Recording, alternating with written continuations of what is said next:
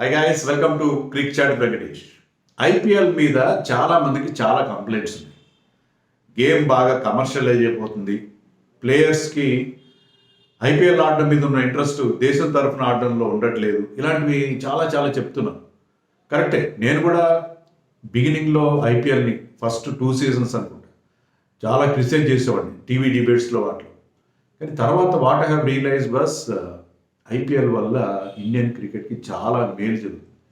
బోర్డంత funds generate కావడమే కాదు, funds పంపించేయడమే కాదు, పంప్ ఇన్ చేయడం అంటే ఫండ్స్ లోపలికి తీసుకురావడమే కాదు. అన్నిటికంటే పెద్ద బెనిఫిట్ ఏంటంటే మనకి బ్రహ్మాండమైన టాలెంట్ పూల్ క్రియేట్ అవుతుంది. బోర్డంత మంది కొత్త కొత్త ప్లేయర్స్ వస్తున్నారు. కొత్త కొత్త ప్లేయర్స్ రావడం ఒక్కటే కాదు, మనం సోషలాజికల్ ఆస్పెక్ట్లో ఒక సామాజిక దృక్పథంతో చూస్తే మట్టిలో మాణిక్యాలు వెలికి వస్తున్నారు. మనం చాలా స్టోరీస్ విన్నాం. మన ఆటో డ్రైవర్ కొడుకైన సిరాజ్, ఒక రోజు కూలీ కొడుకైన నటరాజన్, ఒక గ్యాస్ సిలిండర్స్ రిక్షాలో చేరవేసే రింకు సింగ్, వీళ్ళందరూ కూడా ఐపీఎల్ ద్వారా వెలుగులోకి వచ్చారు. ఇంకా ఎన్నో ఉన్నాయి. ఇలాంటి ర్యాక్స్ టు రిచెస్ స్టోరీస్ అంటారు. కటికి పేదరికం నుంచి కోట్లకి పడగలేతారు. ఇలాంటివి అనేకం మనం చూసాం. అదొకటి. అది ఆర్థిక పరంగా. ప్రాంతాల పరంగా చూస్తే ఏంటంటే దేశం నలుమూలల నుంచే వస్తున్నారు. బ్యాక్ వాటర్స్ అంటారు. అంటే మామూలుగా మనకి క్రికెట్ ఎక్కడెక్కడ ఆడతారు ఎక్కువగా? ముంబైకి కేర్ ఆఫ్ అడ్రస్కి, ఇండియన్ క్రికెట్ కేర్ ఆఫ్ అడ్రస్గా ఉండేది ఒకప్పుడు. ముంబై, ఢిల్లీ, చెన్నై, హైదరాబాద్, బెంగళూరు, కోల్కతా, ఇలాంటి కొన్ని నగరాలకే, ఆ నగరంలో ఉండే అర్బన్ ఎడ్యుకేటెడ్ వీళ్ళకే పరిమితమై ఉండేది క్రికెట్. కానీ చిన్న చిన్న పట్టణాల నుంచి, స్మాల్ టౌన్ బాయ్స్, యూపీలో పోలండి చిన్న చిన్న ఊరి నుంచి సురేష్ రైనా, పీయూష్ చావ్లా, కుల్దీప్ యాదవ్, వీళ్ళందరూ చిన్న చిన్న టౌన్స్ నుంచి రావడం అనేది మొదలైంది. అన్ని వైపుల నుంచి, అస్సాం నుంచి రియాన్ పరాగ్, కశ్మీర్ నుంచి ఉమ్రాన్ మలిక్, అలాగే డౌన్ సౌత్ కేరళ నుంచి సంజుతో పాటు విష్ణు వినోద్, సందీప్ వారియర్, ఇలా చాలామంది కొత్త వాళ్ళు వెలుగులోకి వస్తున్నారు. సో ఇది ప్రాంతీయంగా ఆ బిగ్ సిటీస్ డామినేషన్ని ఐపీఎల్ చెరిపేసింది. అలాగే పేదరికంలో ఉన్న వాళ్ళకి ఒక ఉపాధి, ఒక కెరియర్, ఒక అట్రాక్టివ్ కెరియర్ ఆప్షన్గా మారింది. సో దీనివల్ల మనకి బోల్డ్ టాలెంట్ క్రియేట్ కావడం కాకుండా మనం మూడు టీంలు పంపిస్తున్నాం, వేరు టీముల్ని. ఒక టీం అక్కడ ఇండియా టీమే ఒక దేశంలో ఆడుతుంటే మరొక టీం అంతే గొప్పగా ఆడగలుగుతుంది. సో టాలెంట్ పూలే కాకుండా ఇలాగ సామాజిక పరంగా కూడా చాలా జరుగుతుంది. కానీ ఒక్కటి జరగలేదు ఇప్పటివరకు నాకు తెలిసినంత వరకు. దళితులు కానీ, అంటే ఎవరైనా అణగారిన వర్గాలు అంటే ఆ వర్గాల నుంచి వచ్చిన వాళ్ళు రాలేదు, ఇంతవరకు అయితే కనపడలేదు. I don't think any Dalit cricketer is there in IPL so far. కానీ ఇప్పుడు మొట్టమొదటిసారిగా ఒక ఆదివాసి, అంటే ఒక ట్రైబల్ ఐపీఎల్ ఆడబోతున్నాడు. ఈసారి ఐపీఎల్ ఆక్షన్లో, మొన్న డిసెంబర్ 19 జరిగిన ఐపీఎల్ ఆక్షన్లో మొట్టమొదటిసారి ఒక చరిత్ర సృష్టిస్తున్నాడు. ఒక ఆదివాసి, ఒక ట్రైబల్, గిరిజన్ అంటే మనం. అతను మొట్టమొదటిసారి ఐపీఎల్ కాంట్రాక్ట్ సంపాదించాడు. అతని పేరు Robin Minz is going to play for Gujarat Titans in next years IPL. రాబోయే ఐపీఎల్ సీజన్ 2024లో రాబిన్ మించ్ గుజరాత్కి ఆడబోతున్నాడు. సో అతను చరిత్రకి ఎక్కాడు, ఎందుకంటే మొట్టమొదటి ఆదివాసీ ప్లేయర్ టు ప్లే ఐపీఎల్.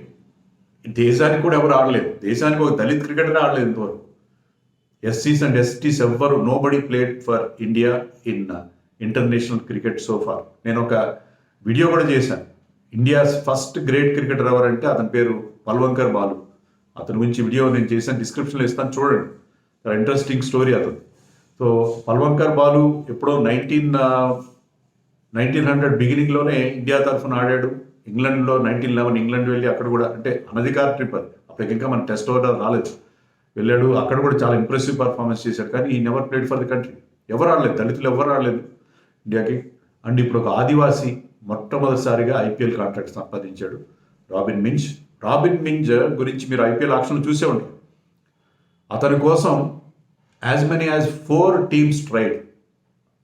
అతను ఇప్పటివరకు, అతను జార్ఖండ్కి చెందినవాడు, ఇప్పటివరకు ఒక్క మ్యాచ్ కూడా ఆడలేదు జార్ఖండ్ తరఫున. అంటే ఫస్ట్ క్లాస్ క్రికెట్ కానీ, లిస్ట్ ఏ క్రికెట్ కానీ, అంటే తన రాష్ట్రాన్ని రిప్రజెంట్ చేయలేదు జూనియర్ స్థాయిలో కానీ, సీనియర్ స్థాయిలో కానీ. అండర్ 19 పక్కన పెట్టి రాష్ట్రం జట్టులోనే ఇంతవరకు ఒక్క మ్యాచ్ కూడా రిప్రజెంటేటివ్ క్రికెట్ అంటారు, అది ఆడలేదు. రా టాలెంట్, 21 సంవత్సరాల వయసు, కానీ అతని బిగ్ హిట్టింగ్ ఎబిలిటీని ఐపీఎల్ టీమ్స్ గుర్తించాయి. ముంబై ఇండియన్స్ ట్రయల్స్కి అటెండ్ అయ్యాడు, మిగతా టీమ్స్ రాడార్లో కూడా ఉన్నాడు. మంచి మంచి టీమ్స్ ట్రై చేశారు. సిఎస్కే ఫస్ట్ ప్యాడిల్ లేపిన వాళ్ళు CSK, Gujarat Titans, Mumbai Indians.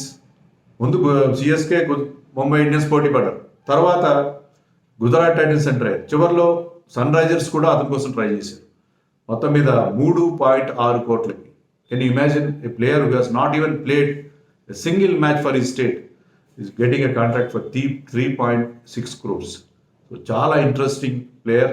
గుజరాత్కి ఒక కీపర్ బ్యాట్స్మెన్ కూడా కావాలి. Keeper left hand batsmen. So big hitter. అతన్ని జార్ఖండ్ క్రిస్ గేల్ అని అంటున్నారు, నెక్స్ట్ ధోని అని కూడా అంటున్నారు. సో అదే ధోనితో కంపేర్ చేయడం కరెక్ట్ కాదు, కానీ అలా బిగ్ హిట్టింగ్ చేస్తాడు అని చెప్పి ధోని కోచే అతనికి కూడా కోచింగ్ ఇచ్చాడు రాంచీలో. అతని పేరు చెంచల్ భట్టాచార్య. అతను ఏం చెప్తున్నాడంటే ధోని కూడా స్టార్టింగ్లో ఇలాగే ఆడేవాడు, ఇప్పటికి ఇంకా రాబిన్ మింజ్ ధోని అయిపోయాడని అన్న, కానీ ధోని కూడా స్టార్టింగ్లో ఇలాగే బిగ్ హిట్స్ కొట్టేవాడు. అతను ధోని 10 రన్స్ చేసినా దాంట్లో ఒక 6 ఉండేది. And this guy robin Minz కూడా అలాగే బిగ్ హిట్స్ కొట్టగల ఎబిలిటీ ఉన్నట్టుగా మనం చెప్తారు. సో అతని మీద చాలా ఎక్స్పెక్టేషన్స్ ఉన్నాయి. మంచి మంచి టీమ్స్ వెళ్ళాయి, వాళ్ళు గోల్తో హోంవర్క్ చేస్తారు, ముంబై కానీ, చెన్నై కానీ, గుజరాత్ కానీ. అలాంటి టీమ్స్ అతని కోసం ట్రై చేసేటని మీరు అర్థం చేసుకోండి. సో ఈసారి ఐపీఎల్లో the man to watch is robin Minz. So robin Minz వాళ్ళ ఫాదర్ రిటైర్డ్ ఆర్మీ మ్యాన్, అతని పేరు ఫ్రాన్సిస్ జేవియర్ మింజ్. అతను ప్రస్తుతం ఏం చేస్తాడంటే రిటైర్ అయిన తర్వాత జార్ఖండ్లోని ఎయిర్పోర్ట్లో రాంచీ ఎయిర్పోర్ట్లో సెక్యూరిటీలో పనిచేస్తున్నాడు. సో ధోనిని కలిశాడు. ఈ మెట్ ధోని ఈ ఆక్షన్ కంటే ముందు కలిశాడు. ధోని ఏదో ఎయిర్పోర్ట్లో అతను ఏదో వెళ్తున్నప్పుడు కలిసి తన కొడుకు గురించి చెప్పాడు. చెప్తే ధోని వాళ్ళని తన ఇంటికి కూడా ఆహ్వానించాడట. మేము చూసుకుంటాం, ఎవరు తీసుకోకపోతే మేము తీసుకుంటాం టీంలో, I will take care of your son, హమ్ దేఖ్లేంగే అని చెప్పాడంట. అలాగే వాళ్ళే ఆక్షన్లో స్టార్ట్ చేస్తారు. సో ధోని అండదండలు కూడా అతనికి ఉన్నాయి. రాంచీ నుంచి ఆల్రెడీ మనం చూస్తున్నాం, జార్ఖండ్ నుంచి చాలామంది ప్లేయర్స్ ఈసారి చాలా పెద్ద అమౌంట్స్కి వెళ్ళారు. Kumar Kushagra I think went for 7 crores. మరొక గుజరాత్ టైటన్స్కి ఆడుతున్న మరొక player Sushant Mishra also from Jharkhand, అతను కూడా 2 crores పైన అతనికి కూడా కాంట్రాక్ట్. సో జార్ఖండ్ లాంటి ప్లేస్లో క్రికెటర్స్ పుట్టుకొస్తున్నారు. నాట్ ఓన్లీ ధోని, తర్వాత ఇషాన్ కిషన్ చూసాం, మనం సౌరభ్ తివారీని చూసాం, వీళ్ళందరినీ చూసాం. ఇప్పుడు robin Minz is the latest sensation. Robin Minz అతని గురించి అతని కోచింగ్ ఇచ్చిన ఎస్పి గౌతమ్ అని ఒక బీహార్ రంజీ క్రికెటర్ ఏం చెప్తున్నాడంటే అతనికి ఆ న్యాచురల్ టాలెంట్ ఉంది, అతని బిల్డ్ డిఫరెంట్గా ఉంది, అతని శరీర తత్వం, తర్వాత అతనికి ఆ న్యాచురల్ హిట్టింగ్ ఎబిలిటీ ఉంది. Because is from the tribal background, natural hitting ability ఉంది. నాట్ ఓన్లీ ఫిజికల్గా, మెంటల్గా కూడా అతను వెరీ స్ట్రాంగ్. మెంటల్గా, ఫిజికల్గా అతను చాలా స్ట్రాంగ్గా ఉన్నాడు. సో ఎవరిని కేర్ చేయట్లేదు, ఏ బౌలర్ని బిగ్ హిట్స్ అలవోకగా కొడుతున్నాడు అని చెప్పి నేను అతని వీడియోస్ కూడా చేసి చాలా ఇంప్రెసివ్గా ఉన్నాయి. మీకు యూట్యూబ్లో కూడా session watch his videos. To brief చెప్పిన he's looking very impressive.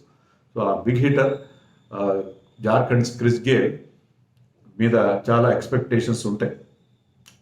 So అతను చిన్నప్పటి నుంచి కూడా క్రికెట్ అంటే చాలా ఇష్టపడేవాడు. వాళ్ళ ఫాదర్ యాక్చువల్గా ఈజ్ ఎ ఫుట్బాలర్, అతను క్రికెట్ పెద్ద బ్యాక్గ్రౌండ్ లేదు, కానీ ఈ కుర్రాడు now just 21 years of age. నిలబడడం వచ్చినప్పటి నుంచి క్రికెట్ బ్యాట్ పట్టుకున్న ముందు గిల్లిదండ చాలా గట్టి కొడుతుంటే నేను అతని క్రికెట్ బ్యాట్ కొనిచ్చాను. అప్పటి నుంచి బ్యాట్తో పెద్ద షాట్స్ కొట్టడం అతని ప్రత్యేకత చెప్పుకున్నాను. అందుకే అతన్ని actually he's from A village, వాళ్ళ ఫ్యామిలీ షిమాల్ అనే విలేజ్, గుమ్లా డిస్ట్రిక్ట్ జార్ఖండ్లో. కానీ అతను ఉద్యోగరీత్యా రాంచీ సమీపంలో స్థిరపడ్డాడు. సో రాంచీలో ధోని వెళ్ళిన సానెట్ క్లబ్, అక్కడికే అతను కోచింగ్ తీసుకున్నాడు.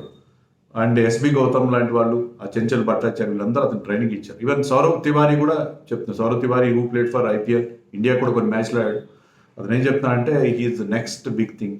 ఖచ్చితంగా అతను ఇండియా కూడా ఆడే అవకాశం ఉంది, చాలా బిగ్ హిట్టింగ్ చేయగల ఎబిలిటీ ఉందని అతనికి చెప్తున్నాడు. సో రాబిన్ మింజ్ ఒక ఆదివాసీ క్రికెటర్. సో ఐపీఎల్లో మరొక బ్యాస్టియన్ మరొక కంచుకోట బద్దలైంది.